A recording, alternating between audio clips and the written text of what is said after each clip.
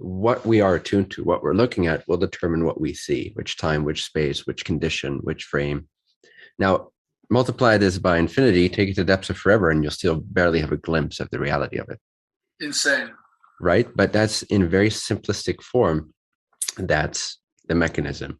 Every frame, every possible configuration of subatomic illusory particles exists here now. Every version of reality, every version of the universe coexists here now. What enlivens it, what animates it? A movie isn't animated until a camera, or the reel of pictures is put in a certain order and it passes through the lens or the light of the projector. The light of the projector is your consciousness. Right now, you're shifting through billions of parallel configurations of energy that form different forms and shapes and vibrations that the illusion of your senses is interpreting into sounds and visuals and so forth. So you have a picture, you have a feeling, you have this dreamlike experience. How that dreamlike experience moves and evolves, it's always moving, but it depends on where you place the projector light of your consciousness. If you are attuned to a particular storyline, if you're invested in it, if you're expecting it, if you believe in it, if you think that's the way that it is, then vibrationally, you are tying yourself to certain images that match that vibration, to certain dream images that match that quality of your attention or your will, your expectation. So this is the power of assuming something else to be true so that you shift your coordinates, your vibration of that projector light. So you will see a different area of possibilities, a different area in the room of here and now. To you, it will seem like it came after this and like it was like the world changed from picture A to picture B to picture C.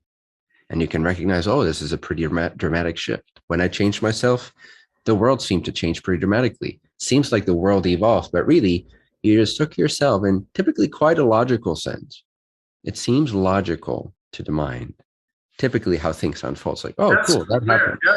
It has linearity and continuity in a weird way.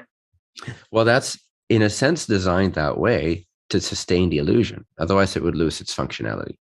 Just like when you have a dream where it's just so free that suddenly you're in China, then you're on a different planet, then you're talking to your mom, and now you're making love to your future partner. And it's like when there's no cohesion, you cannot learn certain lessons. You cannot develop certain balances as a consciousness. You cannot self-realize and self-actualize in quite the same way without some limitation, structure, and linearity and logic.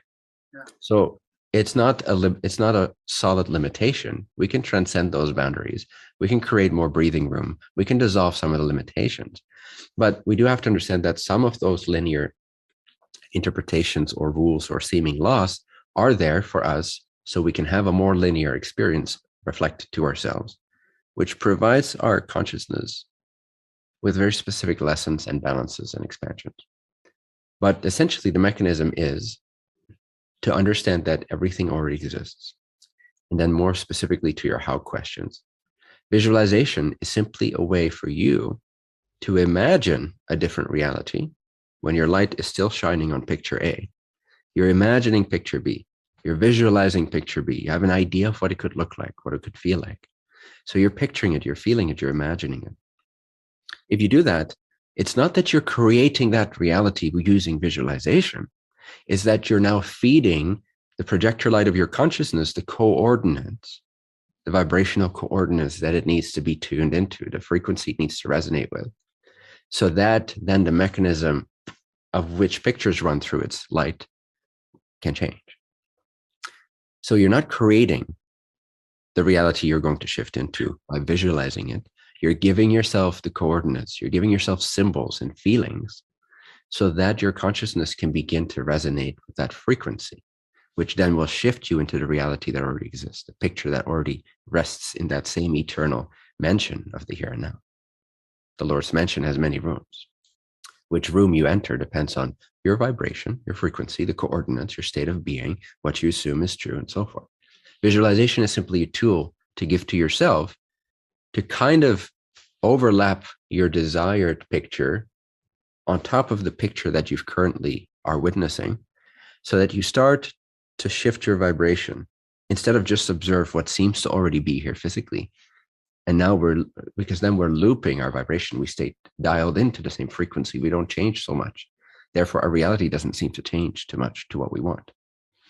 Yeah.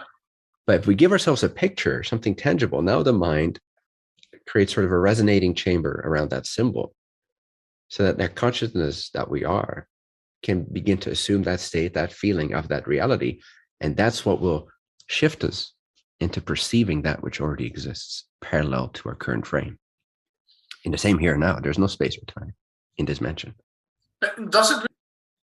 Well, I'd say both. Yes, it does matter a little bit what we imagine, but it's not about what you're visualizing as much as it is about what that implies, right? I could picture, let's say I want to win the Champions League in soccer.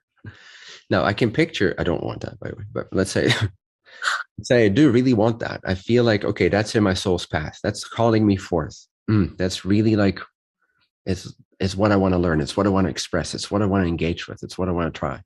Now I can visualize me holding that cup or the trophy, or I don't even know what it looks like. I think it's a cup.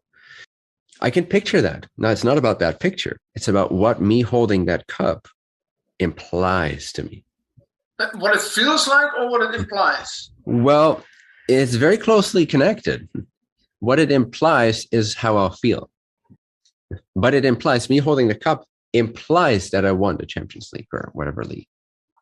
It means that, you know?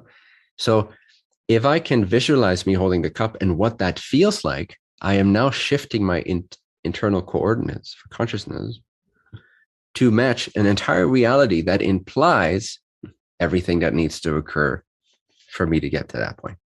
So now I'm activating that journey. I'm activating that parallel timeline. But you might as well become a great actor instead of that Champions League winner. Do you mean even in the case where you desire to be a Champions League winner, you become an actor? It might turn out that you become an actor. Yeah. Yeah, absolutely. Absolutely. That's why it's not about the image. It's about the feeling of accomplishment. It's about the feeling of completion. It's about the feeling of fulfillment. It's about that feeling of what my soul's calling forth for is already accomplished.